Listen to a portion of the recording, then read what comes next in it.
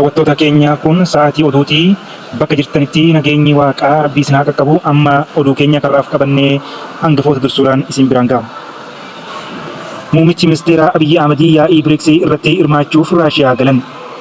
And demonstrate that his message of reshaping the US-led global order does have appeal for other countries outside of Russia.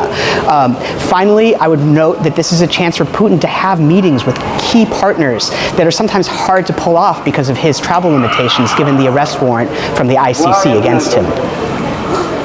Okay, so there's a very practical reason for hosting this meeting as well. So who's on the guest list then, Greg? ODUU Ammee Manguddoon Arsii maatii 500 horuun galmee dinqisiisoo Afrikaa irratti galmaan boqatan. Muummichi ministeeraa Abiy Ahmed yaa'ii BRICS irratti hirmaachuuf Raashiyaa galan.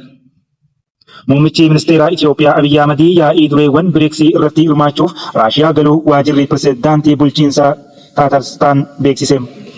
Ibsi waajiricha irraa bahe akka jedhetti muummichi ministeeraa Itoophiyaa Abiy Ahmed yaa'ii dureewwan BRICS irratti hirmaachuuf buufata xayyaaraa idil addunyaa Kaazaan yeroo gahanitti pirezidaantii bulchiinsa Tatarstaan kan ta'an Rustam Minilkaanov simannaa taasisaniiru.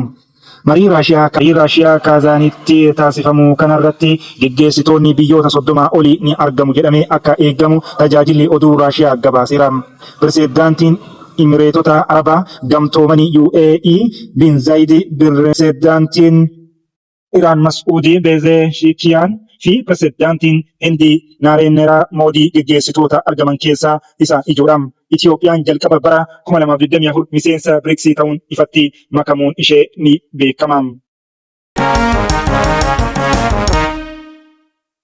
ODUU Ammee Manguddoon Arsii maatii 500 horuun galmee dinqisiisoo Afrikaa irratti galmaan boqatan. Godina Arsii lixaa aanaa Nansabootti jiraachaa kan turan manguddoon Abbaa Daaluu Jaarsoo onkololeessa 2024 du'aan addunyaa kanarraa boqachuu kominikeeshiniin aanaa Nansaboo beeksise. Manguddoon kun umurii dheeraa qabaachuu fi maatii 500 ol horuun waggaa tokko dura galmee dinqisiisoo Afrikaa irratti galmaa'uun isaanii ni yaadatama. Wayita galmee dinqisiisoo Afrikaa irratti galmaa'anitti umriin isaanii waggaa 180 jedhama ture. Galmeen riikaardii kun garuu umurii isaaniin osoo hin taane baay'ina maatii horataniin akka galmaa'es hojii geggeessaan dhaabbata isaan galmeessee yeroos BBCtti himanii turan. Haa ta'u malee qorannoowwan tokko tokko taasifneen Abbaa Daaluun maatii 500 ol akka horatan odeeffannoo arganne jechuun himu. Daawwattoota keenya kabajamoo oduun keenya karraaf qabannee qopheeffannee kanuma.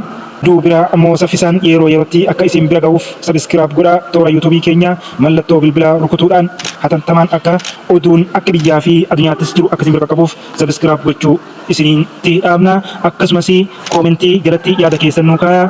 Akkasumallee sheer godhaatii oduu keenya kana akka faffaca'u taasisaa.